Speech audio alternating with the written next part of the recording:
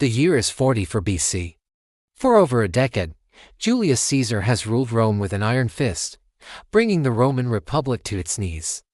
His enemies grow tired of his tyranny and decide to take matters into their own hands. On the morning of March, a group of senators enter Caesar's palace and confront him. They accuse him of corruption and abuse of power and demand that he surrender his authority. Caesar refuses and is stabbed to death by the very men who once called him their leader. So ends the reign of one of the most powerful men in ancient Rome. Or does it? Because if you thought that was the end of Julius Caesar, then you haven't read the history books properly. Join us today as we look at the life and death of Julius Caesar and how even after being assassinated, he changed the course of history forever. But before we get started, be sure to hit that subscribe button so you never miss an upload. And if you love anything to do with ancient Rome, then check out our podcast. Now let's meet Caesar. Gaius Julius Caesar was born on July 13, 100 BC in Rome, Italy. His father was a member of the Roman Senate, and his mother was related to two famous Roman generals. So it's no surprise that young Julius grew up wanting to be a great general himself. As a teenager, he studied literature, philosophy, and rhetoric, all the while dreaming of the day when he would lead Rome to victory in battle. His chance came when he was just 19 years old. When Rome was overrun by a rival Italian tribe, Caesar led a small band of soldiers to defend the city. He was successful, and this victory helped launch his political career. Over the next few decades, Caesar would go on to conquer Gaul, defeat Pompey the Great, and make himself dictator of Rome. He would also have a number of affairs, most notably with Cleopatra, the Egyptian queen. Together they had a son named Caesarion.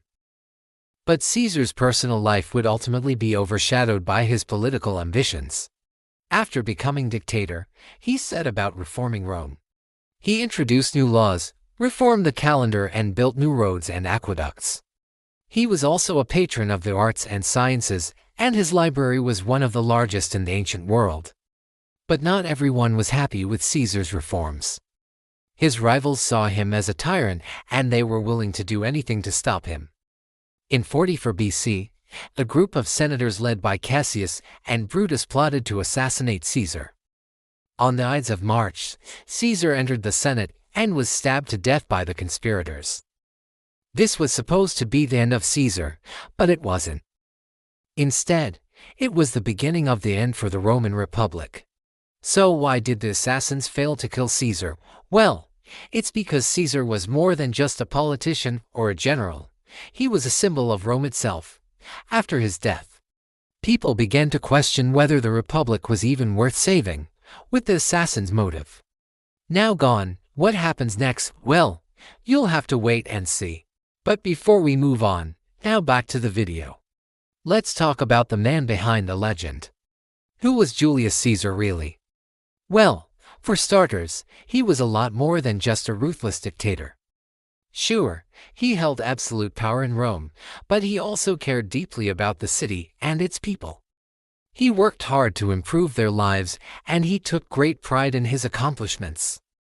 He was also a brilliant military strategist and a master of public relations. He knew how to win the hearts and minds of the people, and he used that skill to great effect throughout his career. But perhaps the most important thing to know about Julius Caesar is that he was a man on a mission.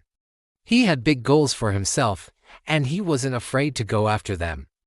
Even his enemies had to admire his ambition and drive. In fact, many of them were a bit jealous. So what was Caesar's ultimate goal? Well, that's a bit of a complicated question. Some say he wanted to be a king, while others believe he simply wanted to be the most powerful man in Rome. Whatever his motivations, he achieved his goal. When he was assassinated, he was at the height of his power.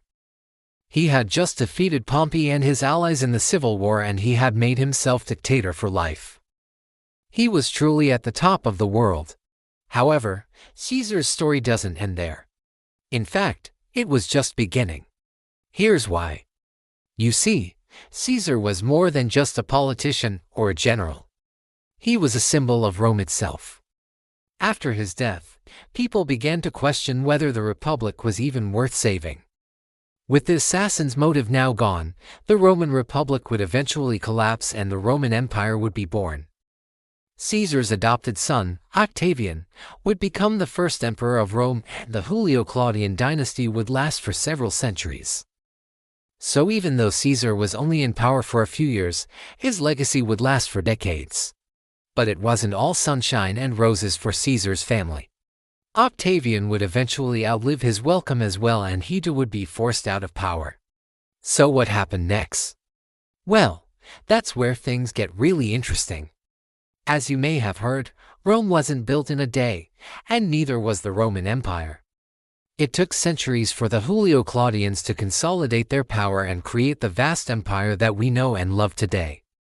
But without Caesar, none of this would have been possible. He was the man who made it all happen. He was the original emperor of Rome. Now let's talk about one of the most famous quotes in all of literature, Veni, Vidi, Vici. If you didn't know, this is Latin for I came, I saw, I conquered. And there's no better way to describe Julius Caesar. He was a man on a mission, and he accomplished more in his short time on earth than most people accomplish in a lifetime. He was a true leader, and he inspired those around him to be their best. That's why even after he was assassinated, his legacy lived on. He changed the course of history forever. So what can we learn from Julius Caesar? Well, first and foremost, always aim high. Don't settle for mediocrity. If you want to make a real difference in the world, then go after it with everything you've got. Secondly, never give up. No matter how difficult things get, keep your eye on the prize and never lose sight of your goals. Finally, remember that true leadership isn't about power or status. It's about making a positive impact on the world. Caesar was a true leader, and that's why he's still remembered today. Thanks for watching. Be sure to hit that like button if you enjoyed this video and subscribe so you never miss an upload. We'll see you next time.